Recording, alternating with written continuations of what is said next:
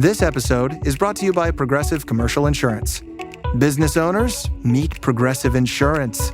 They make it easy to get discounts on commercial auto insurance and find coverages to grow with your business. Quote in as little as 6 minutes at progressivecommercial.com. Progressive Casualty Insurance Company. Coverage provided and serviced by affiliated and third-party insurers. Discounts and coverage selections not available in all states or situations. Good night, itchy eyes. Good night, sudden sneeze. Good night to your symptoms of allergies. Zysol is the allergy medicine you take before bed. It provides powerful relief while you rest your head. Not just all night, but all the next day. Zysol keeps working, keeping allergies at bay. And without those annoying symptoms disturbing your rest, you can wake up the next morning feeling your absolute best. Remember, be wise all. Take Zysol. At night. This podcast is part of the Robots Radio Rocket Club, a program designed to help all podcasts reach their full potential. For information about joining the Robots Radio Rocket Club, check out robotsradio.net. Welcome to the Gundam Lorecast, where we take a deep dive into the Mobile Suit Gundam series, such as the multiple timelines, mobile suits, characters, and so much more. Welcome back, pilots, to another episode of the Gundam Lorecast. I'm one of your hosts, Brandon, or also known as Ben of Temeria, and always with me is my good friend, Jesse. How's it going, everybody? And today we are bringing you another protagonist anime mobile suit, because there's a lot. There's a lot. This is, we did the Zeta Gundam last week from Gundam Zeta. Of course, we would have to do its, successor, the Double Zeta.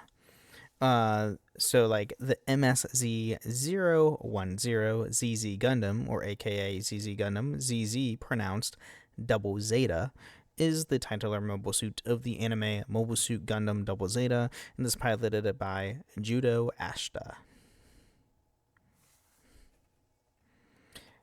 And, yeah, also this anime has the worst theme song ever, period, for Gundam. I hate it with a burning passion, state of record. So funny to me. I hate it. Oh my god. This is not anime. This is not anime. This is real. Shut the... No. Stop it. It bothers you so much more than it bothers me. God, I hate it so much. Well, I think I hate it so much now, knowing where it's from, because I watched Build Fighters Try, and they start singing it in the show, not knowing what they were saying originally. I was like, oh, okay, this is so stupid.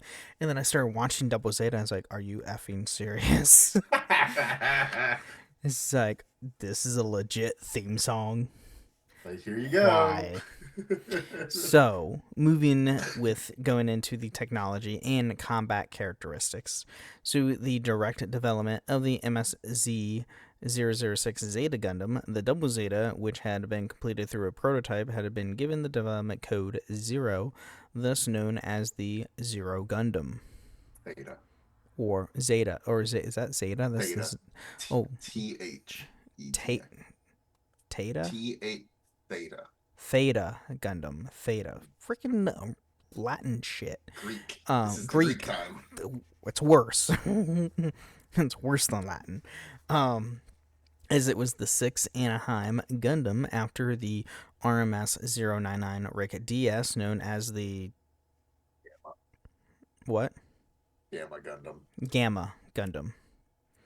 Which is not a Gundam, I'm sorry.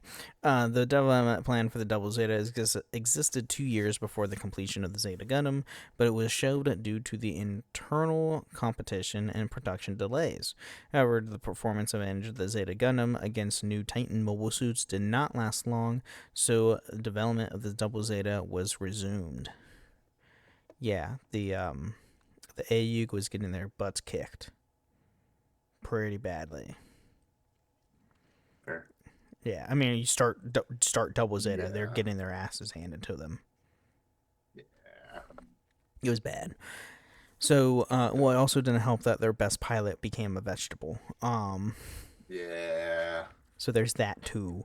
So the Double Zeta thought to be reproduced the operating functions of the RX-78-2 Gundam and the G armor in a single machine.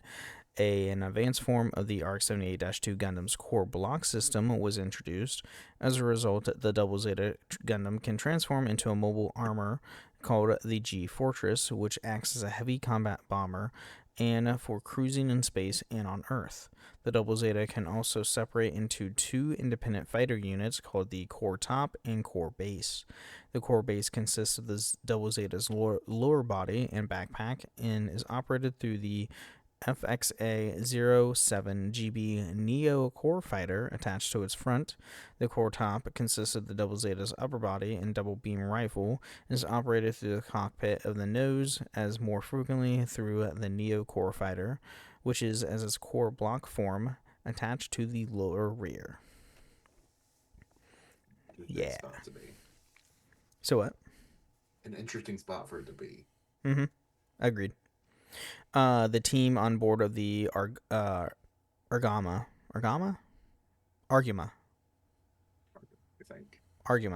I can't remember how they pronounce this, typically operates the Double Zeta with a third Neo Core Fighter piloted by the Gundam's main pilot, Judo Ashita. When combining into the Double Zeta to forming the G Fortress mode is the first step, and then consists the Core Top and Core Base ejecting their Neo Core Fighters to dock with Judo's Neo Core Fighter in core block form. When transforming from the G Fortress mode to Mobile Suit mode, the large ventilators and the arms and legs are retracted. However, this does not reduce the total thrust, as the surplus output is applied to the altitude control thrusters distributed throughout the body, and the number of operable thrusters are actually increased. Other parts that move during transformation include the flexible wing binders that also serve as the arm-mounted wing shields, the shoulder thruster binders, the large backpack, and etc. There's a lot.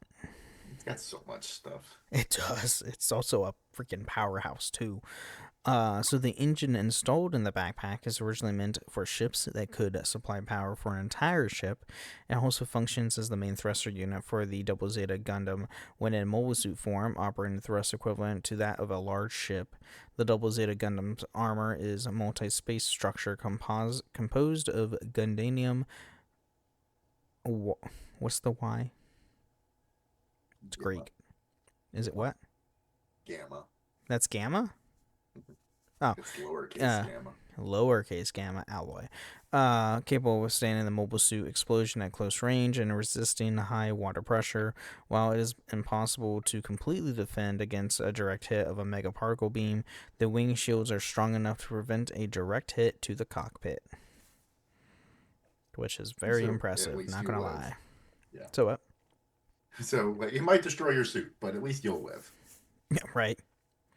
With its overall height limited to around 20 meters as requested by AUG. To maintain mobility, the Double Zeta Gundam's design also incorporated the movable frame and magnet coating technology. The generator output, which had caused problems during the early stages of Double Zeta's development, was resolved by incorporating 3 compact high-output generators.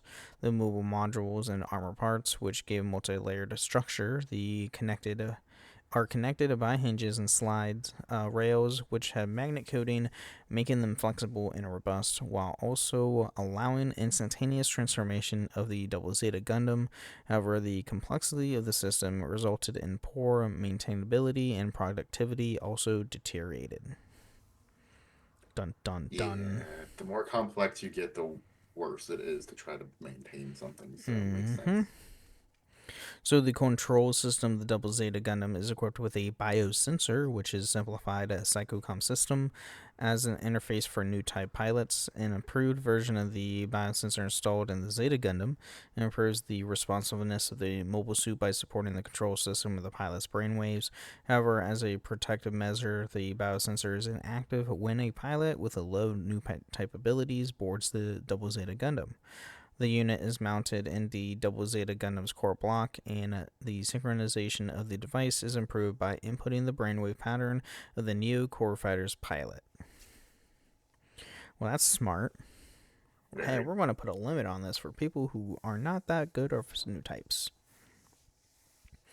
The Double So what? It's definitely smart because people keep frying their brains in these things. Yeah. Oh yeah. The Double Zeta Gundam also have a number of powerful weaponry, including 2 hyper beam sabers, which are also usable as beam cannons, a double beam rifle, a 21-2 missile launcher installed in the backpack, a high mega cannon on the forehead. While the Double Zeta has a very destructive arsenal, its weapon systems require a high level of energy. As a result, the Double Zeta often found itself almost completely drained of power after using this high mega cannon.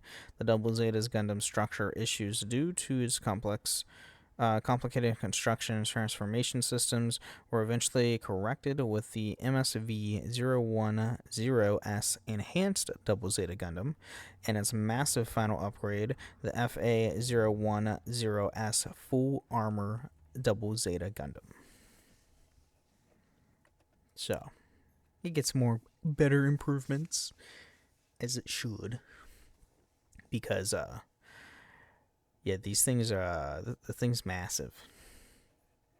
It has got so much to it. Yeah, like a lot. I got pinged. Where did I get pinged at? Oh, I love like when Discord like pings me. I was like, what's it for? So moving on to the armaments. So we have the 60mm double Vulcan gun.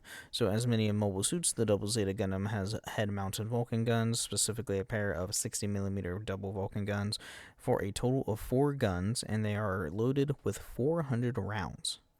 They are mainly for intercepting incoming missiles, rockets, destroying mobile suit sensors, and engaging lightly armored vehicles. They are operable in mobile suit mode only. So, only in mobile suit mode. To be honest. I mean, the head kind of like backs into the body, I believe, if I recall. I can't remember. If I remember right, yeah, it's like stored inside while it's in this mode, so like you wouldn't want to fire the guns through the inside. Yeah. Next is the double beam rifle. So the primary range weapon of the Double Zeta Gundam, the double beam rifle is powered by a built-in small generator that can also be supplied with energy from the mobile suit. It possesses 2 barrels that need to be replaced every 200 shots, and a cockpit at the back. As with all the Double Zeta Gundam's beam weapons, the double beam rifle possesses an unusually high power rating, with the beams from each individual barrel having a power rating of a 10.6 MW for a combined total of 21.2 MW, which is, I can't remember what the MW stands for. Megawatts, maybe? Maybe.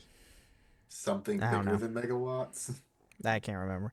The output and convergence rate of the beam can be manually adjusted. The double beam rifle mounts on the main body when the Double Zeta Gundam is in G-Fortress mode, or when the core top is separated.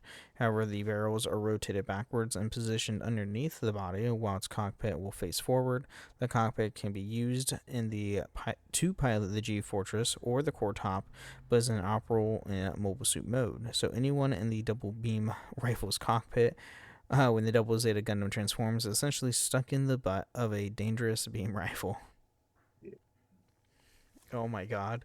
You'd be in that while being like you piloting that, and you have to transform into mobile suit mode to live, and you're just like, hey, yeah, I'm going to be in the middle of combat, exposed to extremely high danger where I could get exploded. Not great. Yeah, no. Oh god, that's terrifying. Now we have the high mega cannon. So mounted in the center of the Double Zeta Gundam's head is a high mega cannon. It is a power rating of 50 MW, and its output is 1/5 that of the colony lasers, making it the most powerful beam weapon used by a mobile suit during the first Neo-Zeon War, as well as one of the most powerful weapons mounted on a mobile suit ever. It's 1/5 that of a colony laser. Yeah. A colony laser can essentially destroy a planet. Yeah. Okay. Yeah, let's put this on a movable mobile suit that can fly. What could go wrong? Right. The power of the high mega cannon beam is seriously damage a mobile suit that is that is even a glancing hit, shown when used against Chara Soon's AMX-104R Jara. It was completely destroyed a standard mobile suit shield, making it difficult to block the beam. However, its power is also a weakness, as the Double Zeta's reactor is unable to handle repeated usage of the high mega cannon. The high mega cannon is operable in mobile suit mode only. Also makes sense. Mm-hmm. Now we have the Hyper Beam Saber / Beam Cannons. So the Double Zeta Gundam stores a pair of Hyper Beam Sabers on its backpack. The hilts of these Beam Sabers are easily 3 times larger than those other Beam Sabers used during the first Neo-Zeon War. The weapon emits a much longer and more powerful blade that can easily cut through several mobile suits in a single swing. Its blade length is about 1.5 times that of regular beam sabers.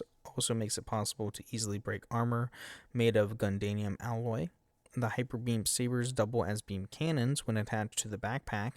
The beam cannon mode can be used in mobile suit form, G-Forces mode, or when the core base is separated.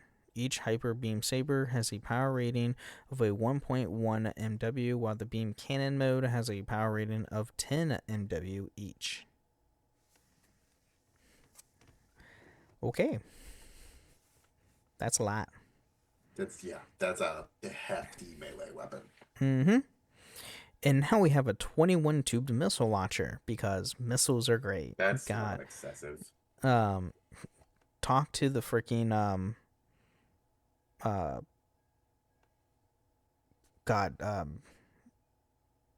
Wing Gundam. What's the Heavy Arms? Go talk to Heavy Arms. Yeah. Heavy Arms is also very unnecessary. His guns and its guns. So the Double Zeta. Yeah. The Double Zeta Gundam mounts a pair of missile launchers on its backpack in mobile suit mode, and its main body in G-Forces mode, as well as the core base when separated. Each missile launcher possesses 21 tubes that are loaded with AMA-13S small missiles. Also, the FXA-07GB Neo Core Fighter, which serves the cockpit for the mobile suit and core base, also mounts a pair of missile launchers that load with an AMA-09S small missiles. So missiles for days. It's a lot of missiles. Just keeps firing. As a pair of missile launchers, so there's 42 missiles total. Because why not? Yeah, that's just... Yeah, so, and now we have the Wing Shield. So the Double Zeta Gundam mounts a pair of shields on its forearms. They serve as the purpose of protecting the Double Zeta from attacks that cannot dodge. They also serve as wings / control surfaces for the G-Fortress and core top to increase mobility in the atmosphere. So, yeah, cool stuff. Awesome weapons. A lot of destructive power. So, yeah. Mega beam cannons. Great. Break everything. Break everything. But at that point, let's take a quick mid break, thank our listeners, and we'll be right back. Subtle results, still you, but with fewer lines. Botox Cosmetic, out of botulinum toxin A, is a prescription medicine used to temporarily make moderate to severe frown lines, crow's feet, and forehead lines look better in adults. Effects of Botox Cosmetic may spread hours to weeks after injection, causing serious symptoms. Alert your doctor right away as difficulty swallowing, speaking, breathing, eye problems, or muscle weakness may be a sign of a life-threatening condition. Patients with these conditions before injection are at highest risk. Don't receive Botox Cosmetic if you have a skin infection. Side effects may include allergic reactions, injection site pain, headache, eyebrow and eyelid drooping, and eyelid swelling. Allergic reactions can include rash, welts, asthma symptoms, and dizziness. Tell your doctor about medical history, muscle or nerve conditions including ALS or Lou Gehrig's disease, myasthenia gravis, or Lambert-Eaton syndrome, and medications, including botulinum toxins, as these may increase the risk of serious side effects. For full safety information, visit BotoxCosmetic.com or call 877-351-0300. See for yourself at BotoxCosmetic.com. This episode is brought to you by the Toyota Grand Highlander. From daily routines to life-changing adventures, the Toyota Grand Highlander is spacious, powerful, and ready to take on life's grand challenges. Advanced safety features and innovative technology give you confidence for whatever life throws at you. And it's available in a hybrid Nightshade Special Edition, which includes sophisticated gloss black exterior accents and 20-inch black alloy wheels. Learn more at toyota.com/Grand Highlander. Toyota, let's go places. It's a Gundam! Speaking of heavy arms, right there. And here we want to thank all our amazing listeners. Thank you for our listeners. We're not a patron yet, but hey, you can become a patron. If you want to support the show, you can go to patreon.com/Gundam Lorecast, where you can get ad-free episodes or even join us once a month on the show itself. You can leave us 5-star ratings on Apple and Spotify. Leave us a 5-star review on Apple. We'll read it out loud next on the show, as well as a nice Spotify comment, which we do have one from CBarrow45 on our Zeta Gundam episode from last week, saying, "Great episode. Rock Thanks. sign. Great episode, rock sign. Yeah." Thanks, homie. So thank you for listening to the show, and if you also want to listen to the other shows I host, you can go to Robots Radio Discord at robotsradio.net, or Mai's Discord at the Ben and Friends Podcasting Discord, where you can find this show and all the other shows that I host, which are the Holocron History, Star Wars Kingdom vs. Legends, the Final Fantasy Lorecast, the Wizarding World Lorecast, and the Witcher Lorecast. So go check all those out. All great stuff. And then as far as news goes, we have a bit. So SD Gundam G Generation Eternal reached over 3 million downloads worldwide within its, I think first month. So, which is great. They did add all the 4 missing mobile suits to the Gundam Seed, with them adding Mobile Suit Gundam Seed Recollection, which is an exclusive brand new animations and story for Gundam Seed, which is really, really cool, and new mobile suits. Like the Gundam Strike Dragoon, which uses the Dragoon system for the strike, which is pretty cool. Overwatch 2 is having a Gundam Wing collaboration. I don't know if we talked about that last week. I think we talked about it before the show, but we didn't mention it. But yeah. Okay, so 2 of the skins I like, 2 of the skins I do not like. What are the 2? Okay, first off, let's go with the bad and then go to the good. Okay, they made my first. I see tall geese, and my first thought is, look how they massacred my boy. Fair. And then Epion is rough. Yeah. No, the Death 2. Scythe, The 2 I like. The 2 I like is Death Scythe and Wing. Mercy as Wing looks good. And And Death then Scythe for Reaper, they modify it a little bit, but it fits Death Scythe well.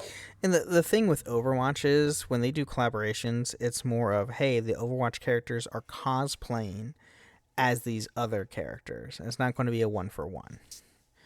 It's just weird though. Right. It looks really weird. I don't know if I like it. I don't like it. I don't like it. And apparently Gundam Wing had a free comic book on Free Comic Book Day. Yes. Which I completely forgot was a week ago.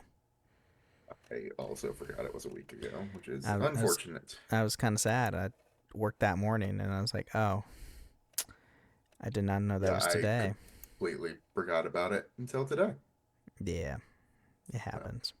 Anyway, but that's all I have for the mid-break. Do you have anything to add, Jesse? If you've been watching G-Quicks, they are scheduled to launch in May, and June are the 2 Gelgoogs. Oh, yeah, those for the kits, for the high grade kits. Yeah, the high grade kits are scheduled to launch. I'm sorry, that the Gelgoos and G Quicks. What? They're gems. They're gems. Just gems. Like these, how is this a go goog? This is straight up a gym. It's a gym. It's a gym. I don't care what they I say. think that's the point. Yeah. But Sugai's, which is the traditional colored one, drops in May, and then the other one drops in June.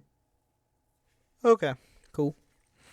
All right. Well, with that being said, let's get back into more of the Double Zeta.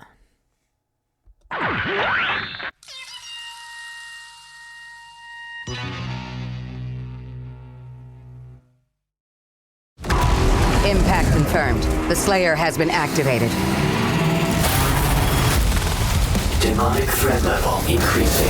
Hold the line! All the power of hell cowering before one man. id Software presents Doom: The Dark Ages. Available May 15th on Xbox Series X and S, PlayStation 5, and PC. Pre-order now. Rated M for mature. Bring on your business challenges, the complex ones, the ones that seem to change every day, the ones that are so nuanced no one else could possibly understand them. Bring them all on. Key has a team of banking experts specialized in your industry, always ready to take your call and offer trusted solutions. And we go even further, staying ahead of trends so that you have answers before you even knew you needed them. Bring on your business challenges. Key Bank opens doors. Learn more at key.com/B2B. All right, so now we're getting into the special equipment and features of the Double Zeta. So obviously we have the biosensor. So this is a technological variant of the Psychocom system developed by Anaheim Electronics. Although its full capabilities are unknown, its primary purpose was to allow a new type pilot to easily interface with the mobile suit via mental command. The biosensors could also have a rather surprising side effect when the pilot was mentally and emotionally focused enough, usually when angry or upset, to cause the biosensor to amplify the power, speed, and strength of the mobile suit for a short period of time. Next we have is the core block system, which I'm not really going to dive into a lot or at all because it's the core block system. We've had it in all the other standard original UC timeline stuff. And we kind of did go over how it works a little bit at the beginning of this. Which we have these separable transformation components, which are the three parts: the core base, the core top, and the Fortress mode or whatever.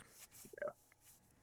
So, and then we have the Balut system, and this is an atmospheric entry device designed to be used by a mobile suit. As the mobile suit enters the atmosphere, a bowl-shaped balut or a balloon parachute deploys to protect it from the friction heat of atmospheric entry, which is pretty cool. Yeah, smart. You don't have to, have to worry about like the RX-78 going to, diving through an atmospheric re-entry with its shield and having its shield like burnt almost in half. Yeah. And the pilot almost being burnt to a crisp. So there's that too. Now moving into its history. So in the first Neo-Zeon War, so with the success of the Zeta Gundam, Anaheim Electronics continued their project Zeta and developed new mobile suits for the AU's use.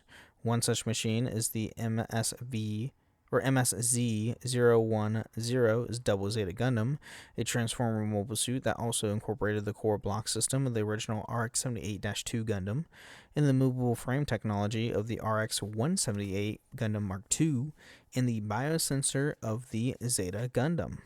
So, taking all of its predecessors in bits and pieces and making it to a super mobile suit. The Double Zeta Gundam, codenamed Theta Gundam, or whatever the heck. Theta Gundam. That. God, Greek. I don't care. Was originally held in the Laven Rose, which was a soon transferred piecemeal to the Argama, and the first piece was the Double Zeta Gundam. The FXA-07GB Neo Core Fighter was brought to the Argama by Rox Luca, while the battleship was still in the Shangri-La colony at Side 1. after the Argama left the colony and headed for the La Venon Rose. While being pursued by the Endra, the core top and core base were delivered en route in with additional core fighters. So, which is cool. Which is nice. I'm Never not enough positive core how fighters. I never clocked that they named one of the ships Livian Rose after that song. Mm-hmm. Yeah, it was the 80s, man. They just did everything music-wise. That's why all the theme songs were really weird. Yeah. Though then again, if you go and watch like Gundam Mobile Fighter G Gundam and listens to its original soundtrack, Flying in the Sky, you can definitely tell it was made in the 90s. Oh, yeah. It's so 90s. So while the Argama pilots were in the middle of battle at the moment, the two pieces of the Double Zeta arrived when they assembled in mid-flight to form the complete Double Zeta Gundam, with the Jadu Ashta piloting the mobile suit. Judai then used the power of the Double Zeta's high mega cannon to drive off the Neo Zeon mobile suits, and which included the Mashmir's Cello's AMX 103 Hama Hama and Karasun's AMX 104 or R Jara. Judai served as the Double Zeta's Gundam's primarily pilot, though he and Rox occasionally traded mobile suits during the certain battles due to the Zeta Gundam's lighter weight and better mobility. Sometime before the final battle of the first Neo-Zeon War, the Double Zeta was upgraded to the enhanced Double Zeta Gundam. Yeah. And we do have some variants. So obviously we have the enhanced Double Zeta Gundam. We have the Double Zeta Gundam ground use type. We have the Double Zeta Siegfried. And we have the Double Zeta Gundam Hyper Giga Cannon. Which all the ground... ridiculous. What's the... I haven't seen what the ground type is. That is really big cannons. The Siegfried looks essentially absolutely ridiculous. the ground type essentially becomes a tank. Yeah. Okay, it's from a 2000 issue from a magazine. It was essentially... Oh, interesting. They have a whole history on it. But it essentially turns into a tank. That's why it's ground use. The Siegfried, what in the world? It's kind of ridiculous. That looks like the Delta Gundam. It's featured mobile suit in the revival of Zeon and the Mobile Suit Gundam Advance Operation. Okay. Interesting. Does have it a looks like the G-Fortress enhanced with even more on it. Yeah. That's fair. Because the enhanced is like, hey, let's take the Double Zeta and add more equipment to it. Yes. Because that's what the Double Zeta is. It literally is just more equipment. Like, has all the standard weapons. Has an 18 tube missile launcher instead of a 21 missile. But it's just a little bit more powerful. That's it. And then featured in the game, Mobile Suit Gundam UC Engage, this is the Hyper Giga Cannon. This is the Double Zeta Gundam equipped with the Hyper Giga Cannon. The Hyper Giga Cannon is a high output, large caliber beam cannon mounted on the right side of the backpack. And for our listener who wanted me to go over the Engage Gundam, I was thinking about doing the Engage Gundam, but there's no actual history or tech or any info for it because it's just a unit in the game, and that's it. Sadly. So, and then we do have some notes and trivia. So during the Double Zeta Gundam's conceptualization, several names were proposed, in which included Gundam Mark III, Omega Gundam, and Neo Gundam. The Double Zeta Gundam's initial design was determined through a design competition in which mechanical designers, including Makoto Kobayashi, Hideo Okamoto,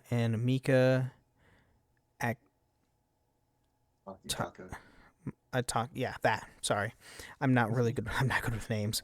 Hiroyuki Kitsumi, Yutaka Izubuchi,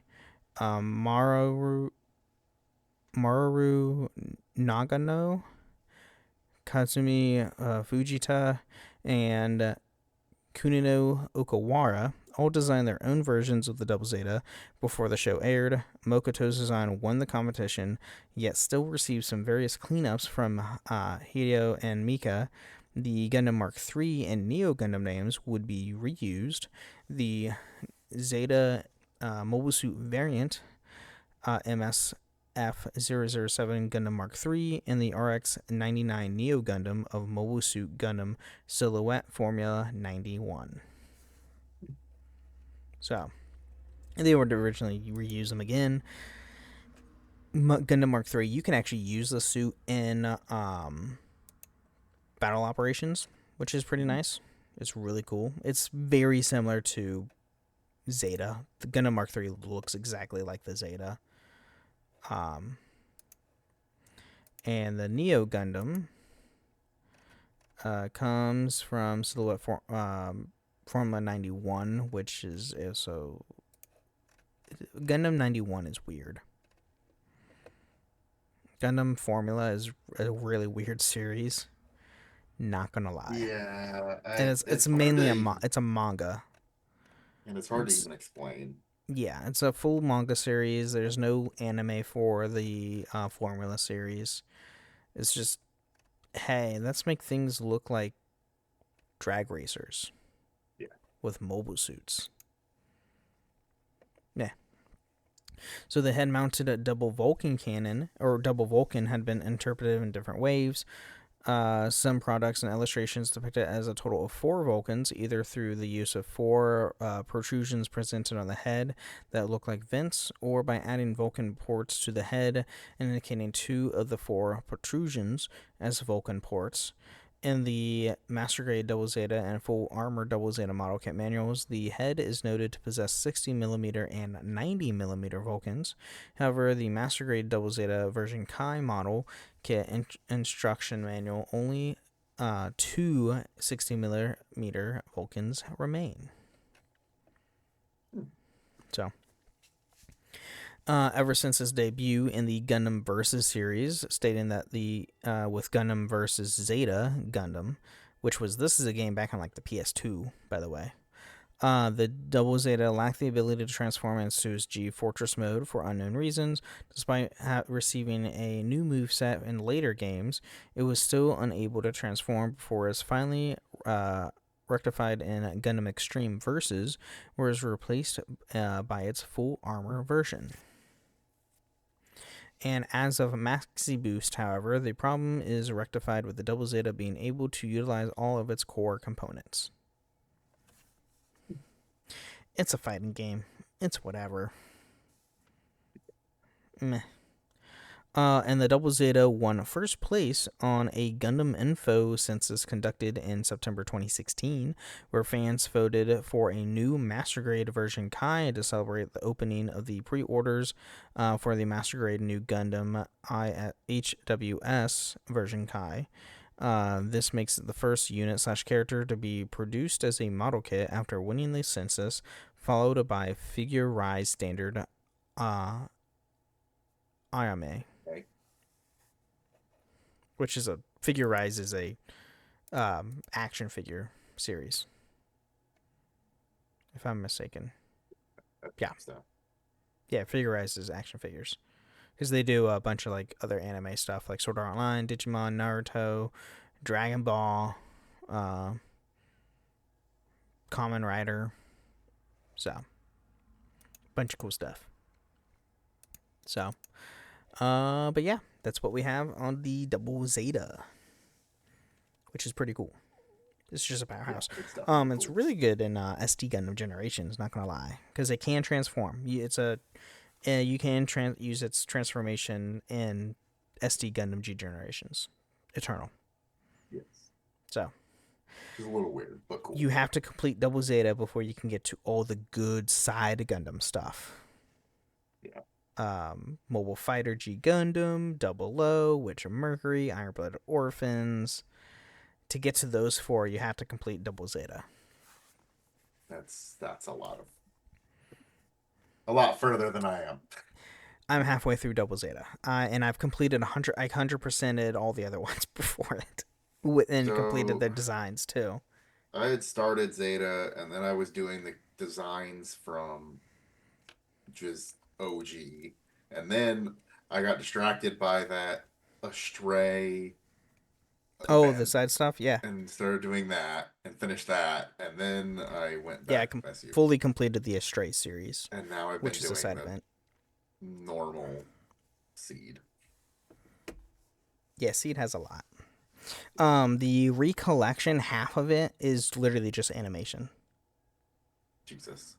And I'm like literally I'm talking about like 5-minute clips of animation, like new originals, like and it's all voiced by the voice actors. Well, subbed obviously. They're not going to dub it.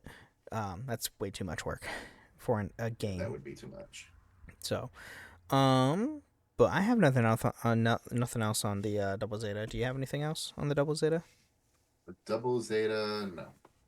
All right. I did want to warn the listeners, there's a decent chance there will not be a new episode next week. Oh, yeah, because you will probably not have your voice, right? Because the day that this episode comes out will be the first day that I am at this music festival, and I will not be home until the day before we usually record, so decent chance I won't have a voice on the day that we normally record for next week. Yeah, it's all good. I'm doing the same thing with Final Fantasy next week too, because I was scheduled on an inventory team. I just found out literally yesterday, as of us recording this. So, yeah, I wasn't happy. As I'm also on an inventory for this upcoming, like when this episode drops, which also sucks. But whatever. That's work life. That's not this work life. But anyway, again, everybody, thank you again for listening to the Gundam Lorecast. And remember, pilots, stay safe out there. Thank you for listening to the Gundam Lorecast. You can find us on the Robots Radio Discord at robotsradio.net, the Ben and Friends podcasting Discord, where you can share how you got into the Gundam series, and you can even find us on Twitter at Gundam Lorecast, and even email us at gundamlorecast@outlook.com.